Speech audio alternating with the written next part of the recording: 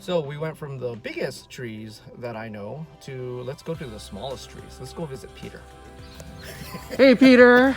Hey, good morning.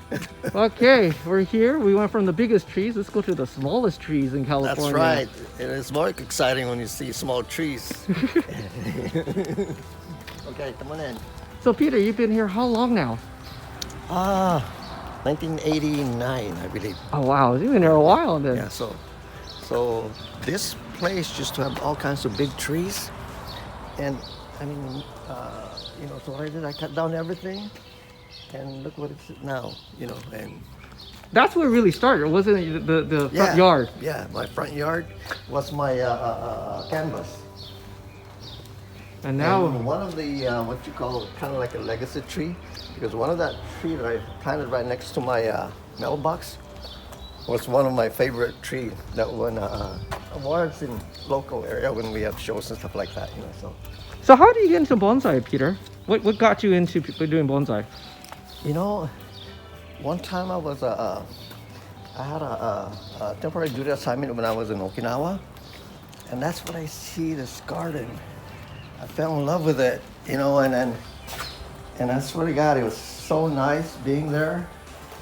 But I picked it up as a hobby, but I wasn't practicing it until I got out of the Air Force, stuff like that, And sure enough, from big trees to small, I think I told myself my chances in the bonsai world is probably doing small trees because there's not much people doing it. Oh, find a niche. That's nice. Yeah, finding the niche because bonsai, I mean, it's a wide variety of people doing it and stuff like that. You just gotta find your niche and stuff like that. And before I used to collect with Harry for so long, and I have a lot of California juniper, but it costs a lot of money traveling back and forth like that. 3 hours, big pots, lots of soil and stuff like that. And then when it comes to Shohin, it's so small. When shows comes in, all your Shohin is right in your arm and you're ready to go. And people laugh at me, and this is what I have. So let's talk about your collection. So this has been growing since the last time I seen it. Yes, some of the stuff that I collected from people that grows them and stuff like that. If the price is right, I buy a whole bunch of them and I just grow them one by one. And it's a very addicting hobby. I can be here for hours filming this. And how many trees on count here? After I counted 100, I stopped counting because there's just too many. And even Marge Blassingame they were guessing how many I have. And that's not counting the pots alone, because you probably have a collection of pots. Collection of pots, and I make showing pots. Like this one here was on my pots. I can tell by, Just getting the right color, the size, the shape. Yeah, you dictate the color you want because it's your tree and what the height of it.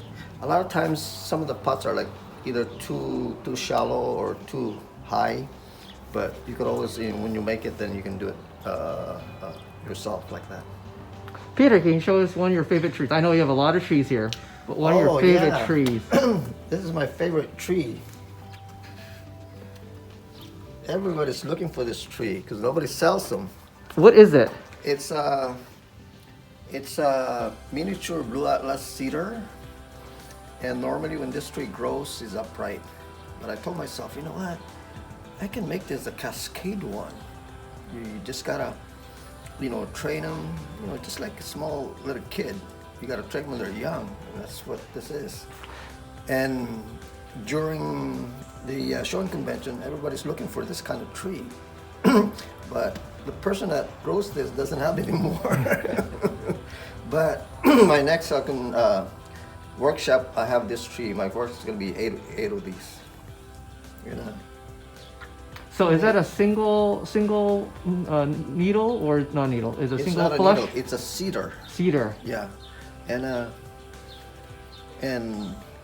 A lot of people think that they can't grow here, because it gets hot here, but it does. You just gotta know when to water them and stuff like that. All right.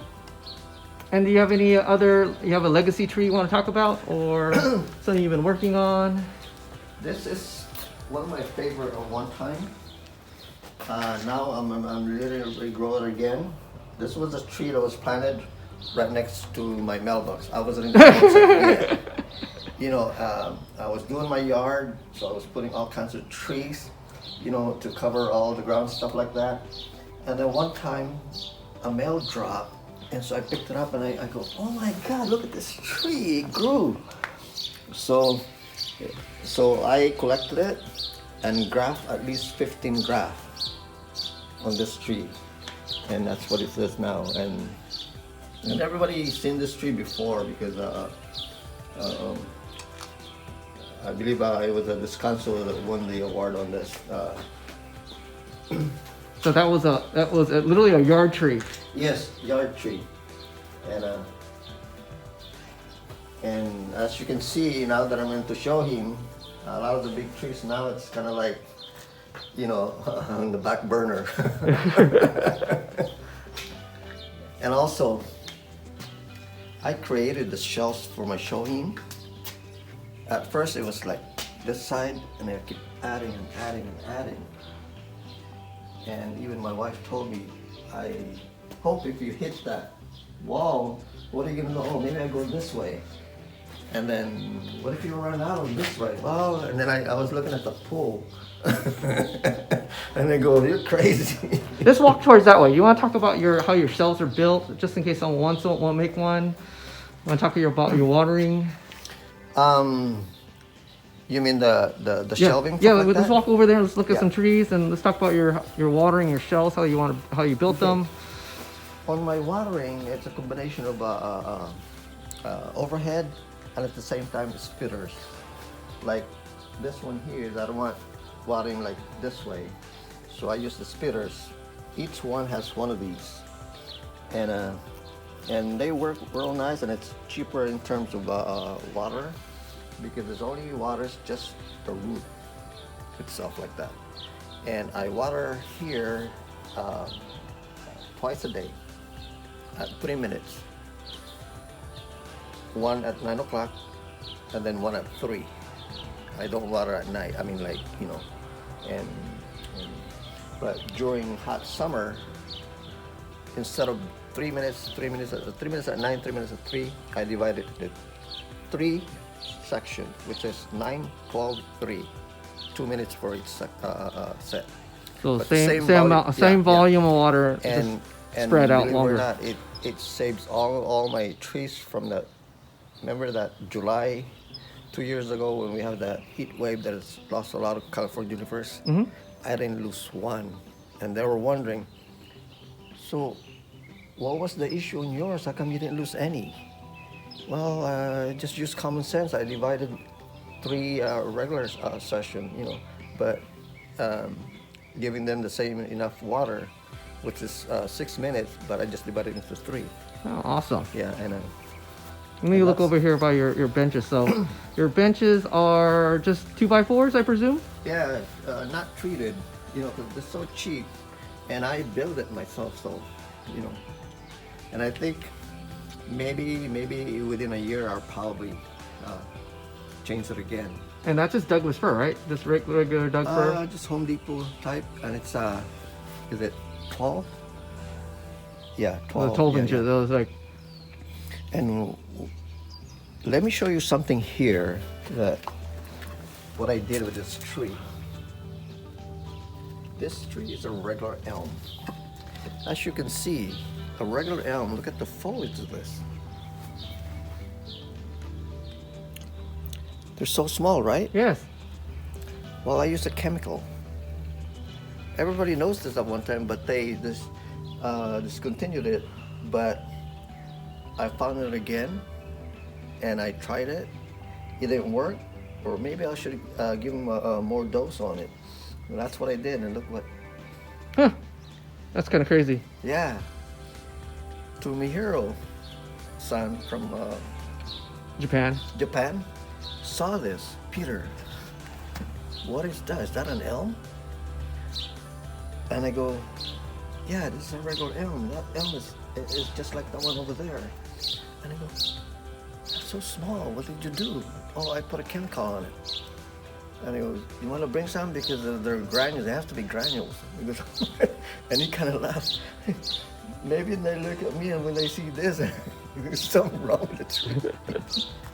That's crazy. So you're experimenting with different things right now. And see, I tried so many, but look. Oh, that's crazy. And, It's almost like Seijo. yeah, seiju. Yeah, I was about to say it's very not a similar. Seijo. And I'm also propagating at the same time. You know, with this kind of thing, you always on top of it. The twists, I have all those. I'm just getting a small section. Okay. This is insane. This is cork, but look at the foliage. That's insane, Peter. Just the amount of quantity and quality of trees that you have. I'm just shooting one row either. Yes, and when Ed Clark sees this, he's gonna say, "That's my tree." It's just amazing, just the amount of trees that you have. Shishi Gashira, That's cypress, pygmy cypress. so did they do okay in this area? Yeah. It's growing. See? You haven't killed it yet? No. I went there on a raffle and I grabbed it right away, and so I think this is a plum. A red plum. Yeah, a red red flowering plum. plum, or the And- red leaf plum. And it does flower on me, like that. Oak from acorn. Using a style, you bury the acorn, and put rocks on it, not pebbles, bigger. And then when the shoot comes out, it goes like this, and it makes the twist by itself. And then after that, you cut it, and then the new shoot comes out from where you cut. I see you're propagating down here. That's Kinso, Hong Kong kumquat, like the one right next to you. Oh, you got more down here. Yeah, there's 3 sets. And then this is Princess Persimmon from my trees. And this one here, 3 weeks, they're popping already. And Song said, mine 2 months, I haven't seen anything. So you just have regular PVC overhead sprayers. Yeah. Nothing fancy at all. No, nothing fancy. So your trees don't mind getting wet. No, these I have so many, so I can't. Oh, you can't be choosy.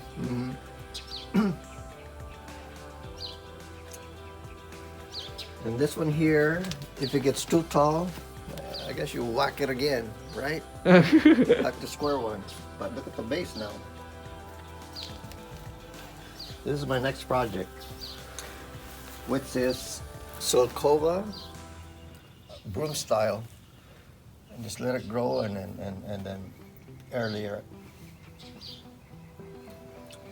And this is an example of cutting from a beauty berry from Tag. You'll be there, you see it. So I tested it in February. It took, and it even has a flower growing.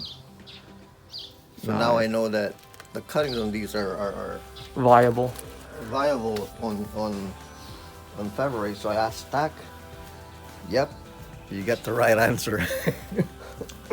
This is, oh my god, it keeps going, Peter. How about a 30-year-old Virginia creeper? What's the difference between a Boston ivy and a This one here is a 3 low, and the Boston ivy is 5, I believe. do you have a Boston ivy here?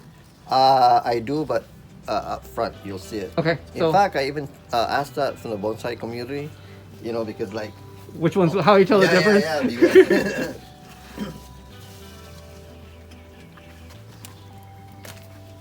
This is awesome, Peter. This is some Peter's bigger trees. We Yeah, call that it's, bigger. You got bigger, so I put it in a rock. The very end is California juniper.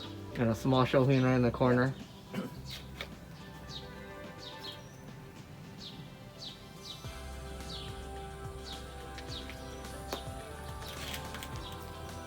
All right, let's show us some of your bigger trees, Peter. I know you have one or two little big trees. I have quite a few. These are my big trees. And then I have a little bit more California juniper back there if you want to see it. But, you know, little by little, if I get rid of it like that, everything's going to become Shohin. Wow. You know. You and, just like it's older you get, the less you have to carry. And let me show you what I did on one of these tree here. It came from you. You sold it because, remember this one? Your ume came from Lindsay Shiva. And look at that, it's And a I, Shohin. and I Air layered it? layered it, and it took, and I replanted the same year. That's crazy. And next year is probably gonna be full of flowers. That'd be amazing to see. Yeah, it's what I remember. I forgot the name of it. Peggy Clark. Yeah, there you go. It's a That's Peggy the Clark. one. It's a pink. And I bought one again from House of Bonsai. This one here, I want to make 3 out of it. This side, another one, and then this one, the base, is this one. That's crazy. This is a crab apple. One branch is so wide, so I airline it, so I have 2. And then ended up with 3 with this, another airlayer. And these are like the big fruit. Came from Richard Ota. So, a tip, 1 or 2 tips for our viewers or our members. You know, I think the best tip I can tell them when it comes to Shohin, collect only the one that grows in your area. If you don't know, ask first before you buy. Instead of buying first, and the next thing you know, it's not gonna grow good in your area. An example is like redwood or pygmy cypress. Because for you, if you don't know what to put it, then that's a different story. It's all about the medium you use. Because I grow Rocky RMJ, Rocky Mountain Juniper here. And there's one that I have 2 of them. And all because Nathan Simon was afraid that it's gonna die on him. So I bought it at a cheaper price. So I took a gamble, and then so I called people that knows how to grow it. Hey, Peter, just change it to Oregon pumice. So that was the key. Just plain Oregon pumice. Cool. Yeah. Thanks a lot, Peter, for inviting us over. We'll see you next All time, right. man. Bye-bye. Okay.